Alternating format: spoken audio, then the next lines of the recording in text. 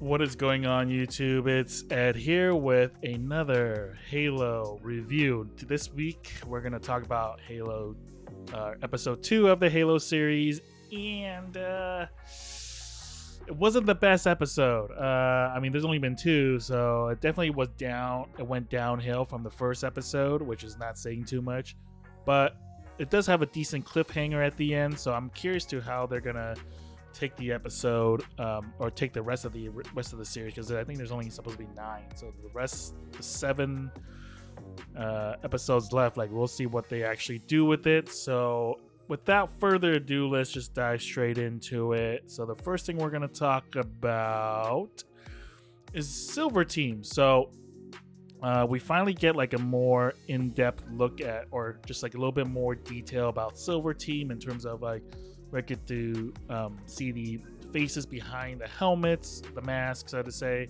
But after, kind of looking for these clips and actually seeing Silver Team, I have to say, like, I wish that the costume department did a little bit more with the Spartan armor, because pretty much all the Spartans have exactly the same armor. Like, all these like shoulder pauldrons and like gauntlets and everything looks exactly the same as what Chief has.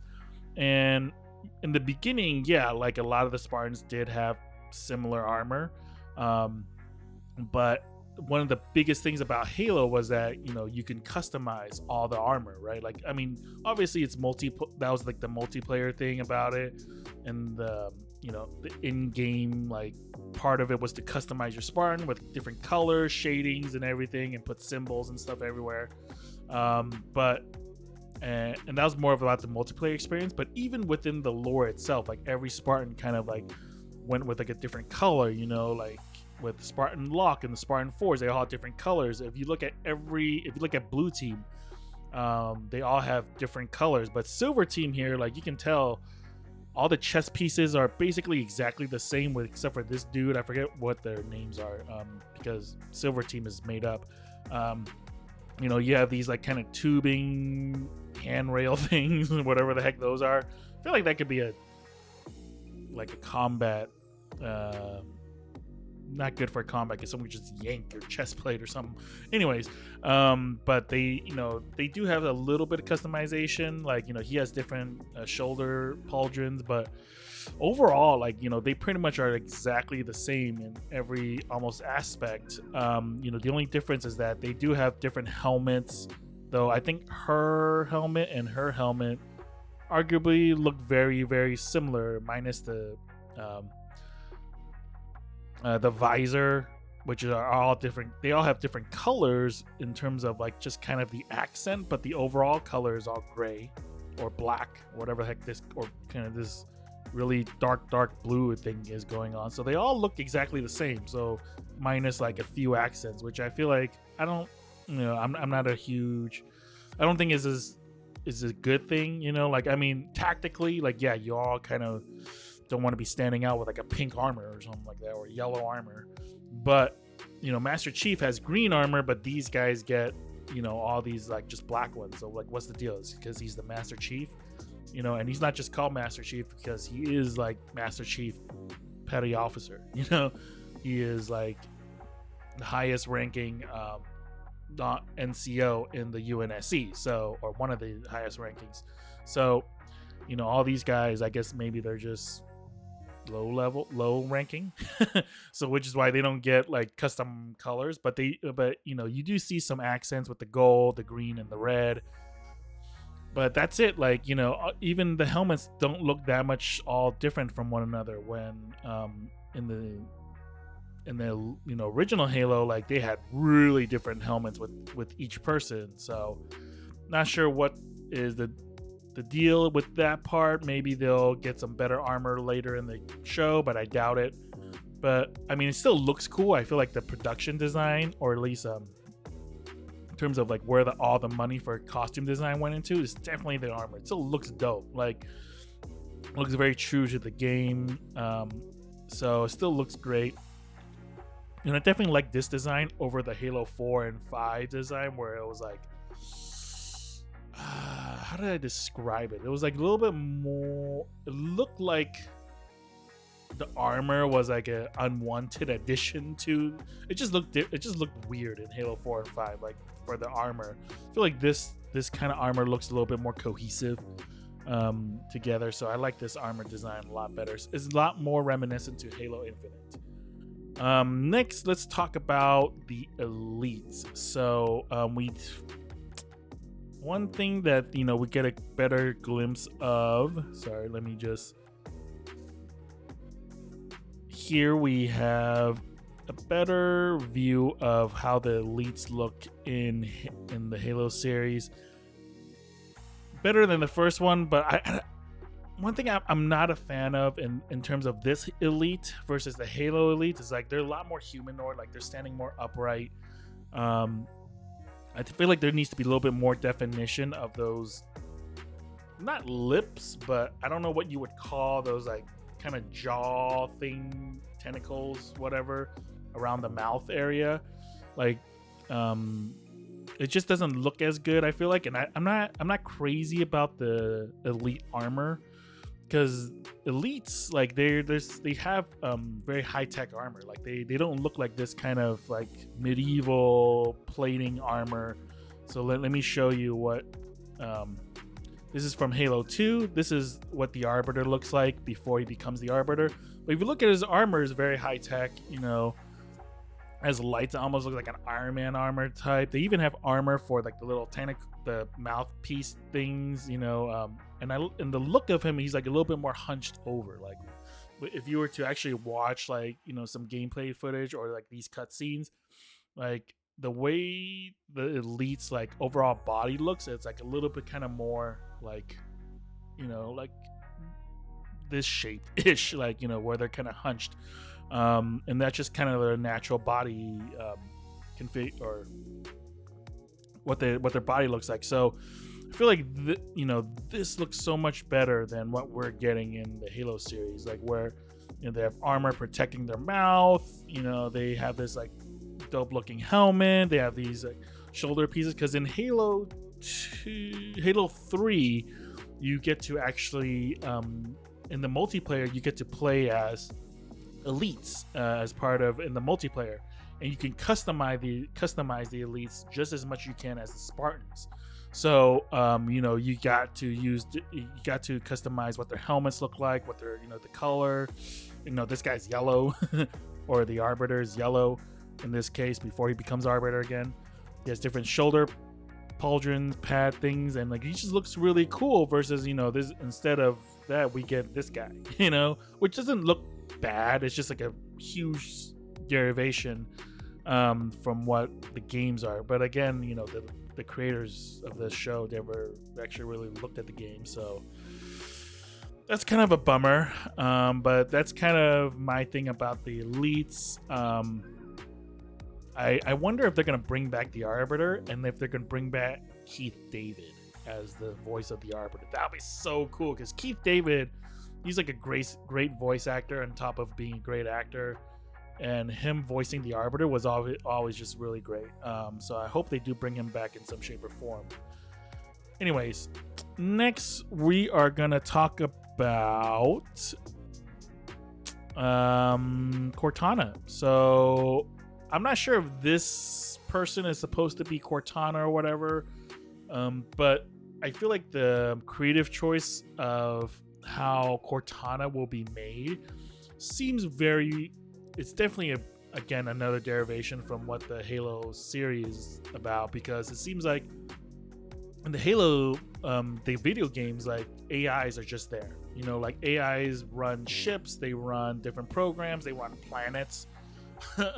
So they're just everywhere. So I don't know why they make it seem like AIs are so taboo in this. Maybe that's part of the timeline. So I don't know if that was a thing in the original Halo time, in the kind of in the canon lore, if AIs were taboo, but it seems like it is in this time. The other thing that's kind of weird is like they're using a clone here, which looks like a clone of Halsey, to make Cortana. That wasn't the case in Halo canon, because Cortana was a basically a copy and paste of the Catherine Halsey when she was younger, and basically it has all of her memories, all of her mannerisms, and even though Cortana is still her own entity and develops into her own character, Halsey was like the inspiration. Even the look of Cortana was supposed to be like a one-to-one copy of Catherine Halsey. Just except that she's just digital. But in the Halo series, also Cortana is going to be played by a different actress, which is fine, I guess. That's not a big deal. So I think that's another interesting creative choice that they decided to steer away from again. Next thing I'm going to talk about is the Halo or the Master Chief's like suit under the armor, because it looks really weird.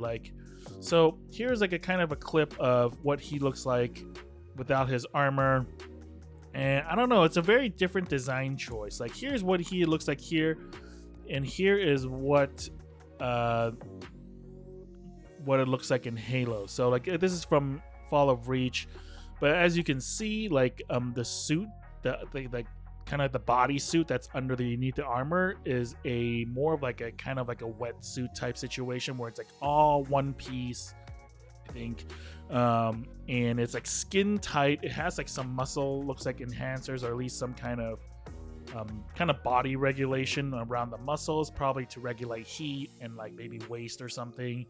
But as you can see, it's like it's very tight. Like, it's almost like wearing like a Batman like costume type of thing going on, right? Like where it's just like it's right on them. So and it's all one piece of clothing. It's not like separate pieces like the way we see in here, where like he has like a body part, like this whole kind of like where the abs are is a completely different separate piece compared to the pants. So for me, I'm not a crazy, I mean, I'm being really nitpicky, but like I'm just not, I just don't like the design of this suit, like this bodysuit versus what's in Halo canon. So I mean, this is just kind of my own like opinion, or like just kind of what I feel about the bodysuit. I mean, from the back it looks all right, but I just feel like this whole design choice is like like it definitely looks better with armor on than without armor. So I'm not a crazy fan of this, so hopefully they just keep the armor on more often than they do take it off at the end of the day.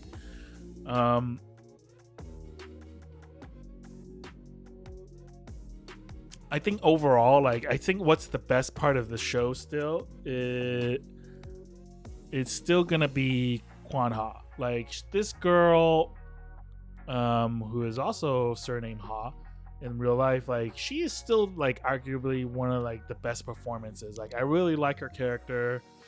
She slayed it in episode 1, and then in this episode she gets a little less screen time, but she's still a really good addition to the whole story. So I feel like she's very much kind of the highlight so far of the show. And yeah, like, I hope to see more of what's going to go on, because it looks like by the end of this show, or by the end of this episode, she gets separated from Chief, but looks like, but her arc is going to be very different from what Chief is going to do. So it looks like she can have her own kind of separate story. Speaking about the end of the episode, so eventually we see Chief go back to Reach and he gets arrested. So I thought, so this part of the show, or like by this time, this is like I predicted something completely different of what they were going to do in terms of like where the story was going to go. So this was like a kind of a nice surprise, or a different surprise, I should say, in terms of like, I thought, after the episode 1, I thought like Chief and Quanha, like they were just gonna go to that weird like asteroid planet, meet Soren, and eventually they'd be like, oh yeah, go to this place, and then they're gonna eventually like find a Halo in order to use the icon or whatever, right? And that was gonna be like the adventure of like Chief and Quanha, like the adventures of Chief and Quanha. I thought that was gonna be like kind of the storyline, but looks like they're going completely new trajectory. Chief and Quanha split up. Chief goes back to Reach. He gets arrested. Will probably be let go because he's like one of the few humans who can activate Forerunner technology, so they're probably going to give him a pass. But on top of that, he's like they say, like he is the face of like the UNSC. You know, at this point, like Master Chief is already super famous. You know, he is the hero of the UNSC, and so like if they do anything to him, it'll be a complete disaster. It'll be like, I mean, imagine, I mean, if the NBA was, you know, like a military, it'll be like, you know, crucifying LeBron for doing something illegal. You know, it'll be like, whoa, like this just went really bad. So they're not gonna, so arguably they're not, obviously not gonna do anything to Chief for the sake of the story, and also like, I mean, just within the lore of this world itself, like why would you make an example out of like the one guy that like inspires like all these other dudes here, like all these other Marines like look up to not just these Spartans but Chief as well. So, you know, you just wouldn't do that. So, but he gets arrested, and I doubt like anything will actually happen to him. So at the end of the day, I don't know, like this, I feel like, but I think where they're going now with the story, you know, with this whole thing, that, you know, there'll be probably exploring of like what to actually do with the characters. Will be, you know, we'll see kind of what happens in episode 3 to 9, because, you know, it's kind of taking a different place. But overall, the episode again was just not particularly interesting. Felt like a filler episode, like anime.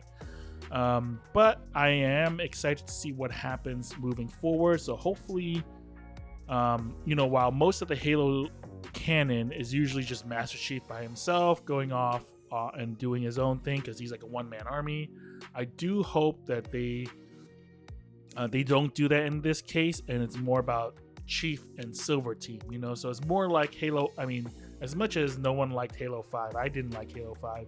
The one thing I liked from Halo 5 and Halo 4 was like a fire team. You know, you fought with Blue Team, you fought with Fire Team Osiris, like, and you know, you had to revive them here and there, or for whatever reason. So you had like a team with you. So the fact that they have Silver Team here, I hope they stick with Chief throughout the entire series. And maybe if they do get, I think they already greenlit season 2. In season 2, you know, you have Chief go off on his own, and maybe each of the Spartans, they'll either get like a separate story or something. But I hope they do stick with Silver Team as a whole. You know, they don't separate them. You know, maybe an episode or two they'll like split off to do a mission, or to do like a separate side mission or something.